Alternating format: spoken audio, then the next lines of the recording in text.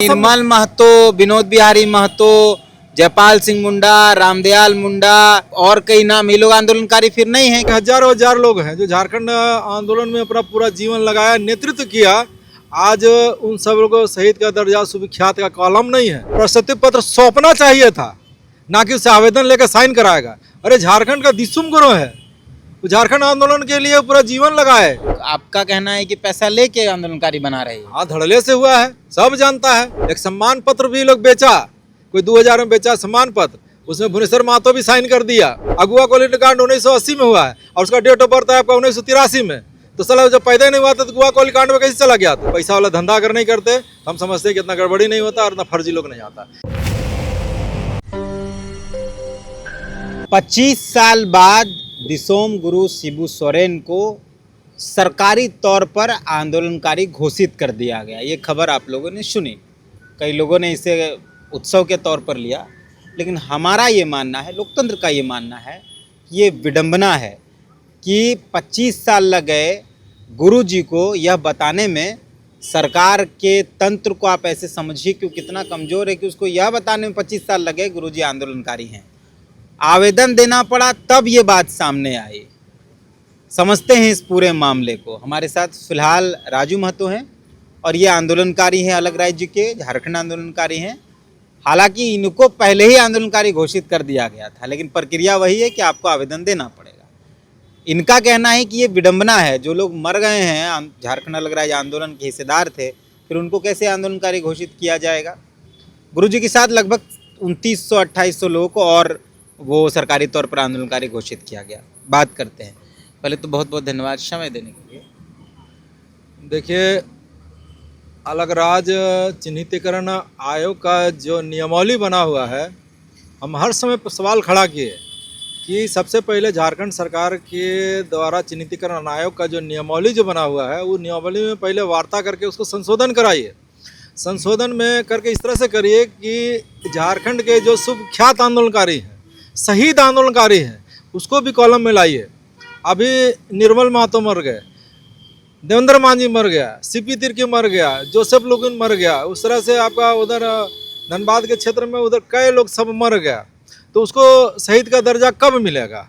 अब विनोद बिहारी महतो झारखंड मुक्ति मोर्चा के संस्थापक हैं, झारखंड पार्टी के संस्थापक जयपाल सिंह मुंडा झारखंड आंदोलन का शुरुआत करने वाला व्यक्ति सब हैं, पूरा वो लोग सब नेतृत्व किया।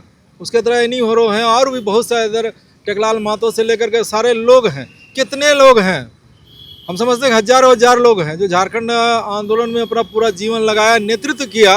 आज उन सब लोगों को शहीद का दर्जा, सुविख्यात का कॉलम नहीं है। और गुरुजी का भी आज जो चयन किया गया, ये गलत हुआ।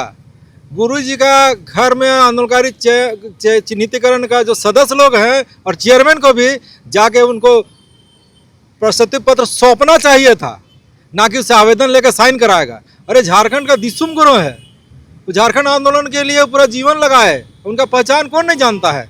अब उसको भी चिन्हितीकरण के लिए और इतना समय लगाना, और उसके बाद में आप नोटिफिकेशन करके दिखा रहे, तगमा लगा रहे कि आवेदन किया तो हम दे रहे हैं। अरे तुम क्या क्या दोगे गुरु जी का?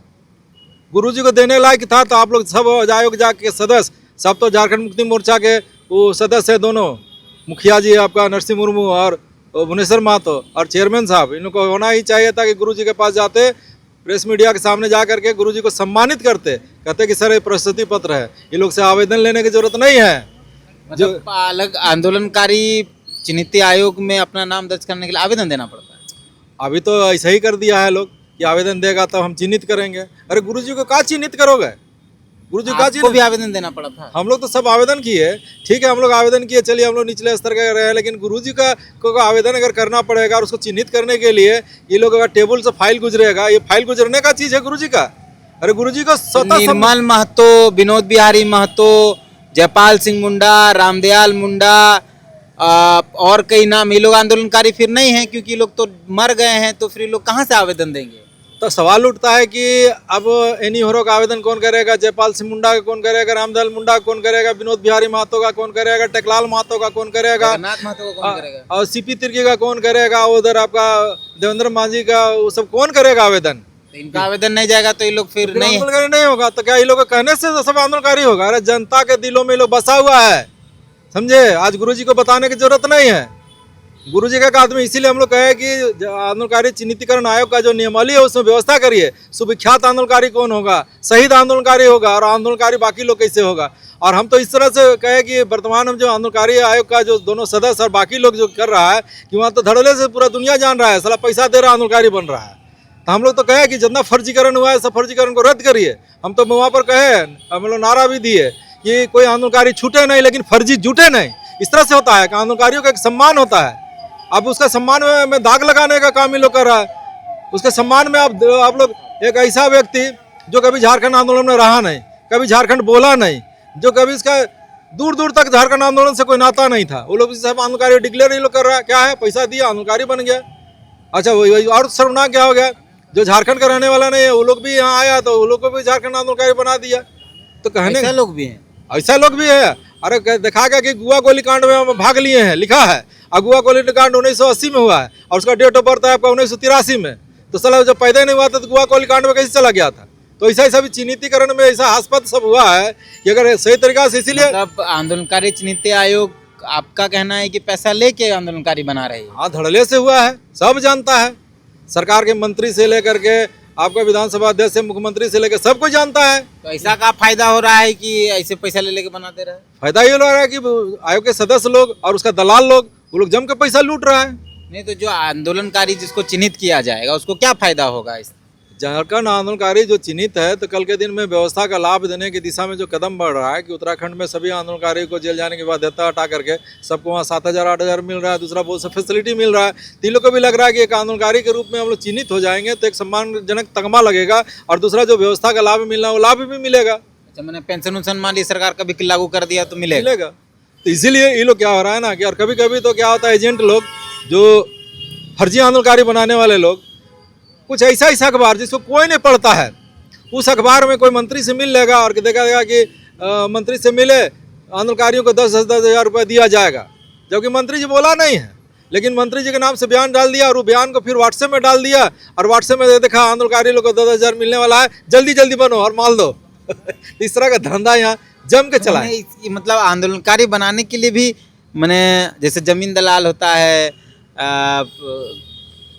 शिक्षा दलाल होता है, नौकरी दिलाने वाला दलाल होता है, जैसे आंदोलनकारी बनाने वाला भी दलाल हो रहा है आपके अनुसार? हाँ, दलाल हुआ। उतना ही नहीं हुआ, एक सम्मान पत्र भी लोग बेचा, कोई 2000 में बेचा सम्मान पत्र, उसमें भुवनेश्वर महतो भी साइन कर दिया आयोग के जो सदस्य है। और कितना लोग का वहाँ फर्जी साइन कर दिया। प्रभाकर तिर्की लिखित दिया कि हमारा साइन नहीं है, उसका सिग्नेचर को उठा के स्कैन करके वहाँ पेस्ट कर दिया था और एक सम्मान पत्र बना करके उसको भी बेचा, बांटा नहीं, बेचा।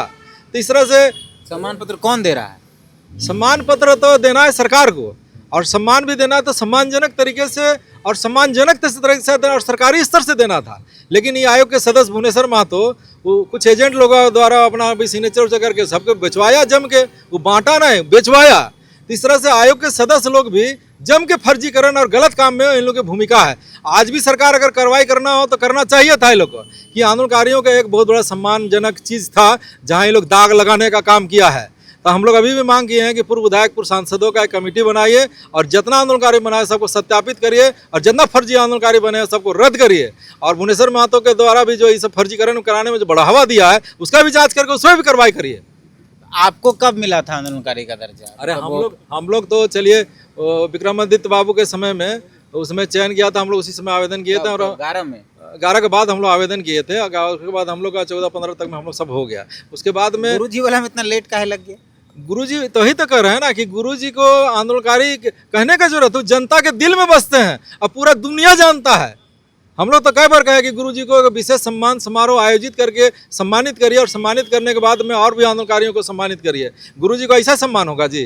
हैं, वो गुरुजी सबके दिल में बसते हैं। गुरुजी विनोद बिहारी महतो, आज गुरुजी अगर इतना जो नेतृत्व किए हैं कौन नहीं जानता है, उसको ये लोग सम्मान। अरे वही तो कहे कि गुरुजी के दरबार में ये लोग जा करके और वो सर्टिफिकेट सब सौंपना था और ये लोग जाके खड़ा होना चाहिए था, ये लोग प्रणाम करना चाहिए था गुरुजी को।